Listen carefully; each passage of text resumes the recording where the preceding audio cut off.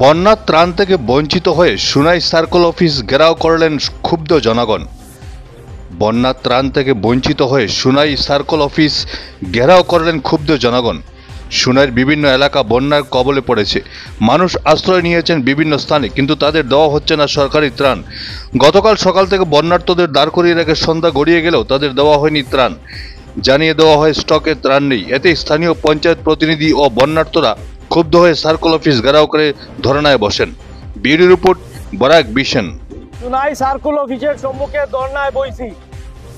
আপনারা সবে দেখরা এখানে আমার সঙ্গে আসুন আমরা বাগপুর সোনাবাড়িঘাট এলাকার জেলা পরিষদ সদস্যের প্রতিনিধি রাক্কা মজুমদার সহ এখানে অনেক নির্বাচিত জনপ্রতিনিধি সকল আসুন, অনেক সমাজসেবী সকল আসুন, সুনাই অঞ্চলের বিশিষ্ট প্রতিবাদী কণ্ঠ সকল এখানে সমবেত আসুন।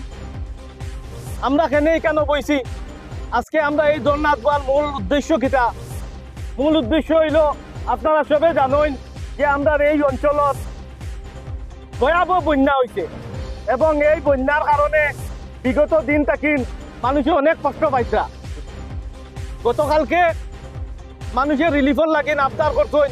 আজকে সারাদিন মানুষ এখানে খাড়া আসলা, সকালে 9টার থাকি এখন পর্যন্ত মানুষ এখানে দাঁড়াই আছেন রিলিফ নেওয়ার লাগিন, কিন্তু এখন পর্যন্ত কোনো ধরনের রিলিফ দেওয়া হয়েছে না।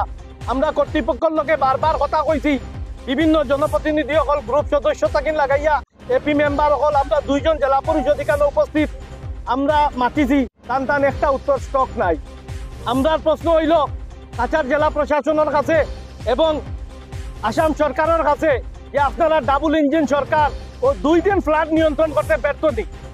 এই মাত্র 2 দিন ফ্লাডের মোকাবিলা করতে ব্যর্থ নি আসাম সরকার, এই ডাবল ইঞ্জিনের সরকার। খালি মুখে বড় বড় গপ। আজকে স্বয়ং মাননীয় মুখ্যমন্ত্রী বরাক সফরও আইসই, তাই আজকে এখান থেকে গেছই। আমরা সোশ্যাল মিডিয়ার মধ্যে দেখছি যে অনেক টাকা, লক্ষ লক্ষ টাকা তাদের রিলিফ ফান্ড দেওয়া হয়েছে। আমরা সবে দেখছি এটা, কিন্তু এর পরেও কিসের অভাবে আজকে আমরা গ্রামের গরিব দুঃখী মানুষে রিলিফ পাইতরা না। আমরা যারা জনপ্রতিনিধি আছি আমরা কাছে মানুষ আইন, আমরা কাছে মানুষে আবদার করেন। আমরা এখানে আমার পরে নানান ধরনের টাল বাহানা, এবং এটা প্রথম নয়, গত বন্যা তো এরকম হয়েছে, এইবারও এইরকম। এটা আসাম সরকারের সম্পূর্ণ ব্যর্থতা এবং কাছাড় জেলা প্রশাসনের একটা অবমাননা মনোভাব আমরা এই অঞ্চলের প্রতি। কাছাড় জেলা প্রশাসনে আমরা এই অঞ্চলটা সবসময় অবহেলার চোখে দেখুন। আমি এই আন্দোলন এবং এই প্রতিবাদের বার্তা আসাম সরকারের মাননীয় মুখ্যমন্ত্রী হিমন্ত বিশ্ব শর্মার কাছে পৌঁছাইতে চাই। যতক্ষণ পর্যন্ত রিলিফ এখানে আইব না ততক্ষণ পর্যন্ত আমরা এখানে বসাতাম থাকবো না আমি ইনশাল্লাহ।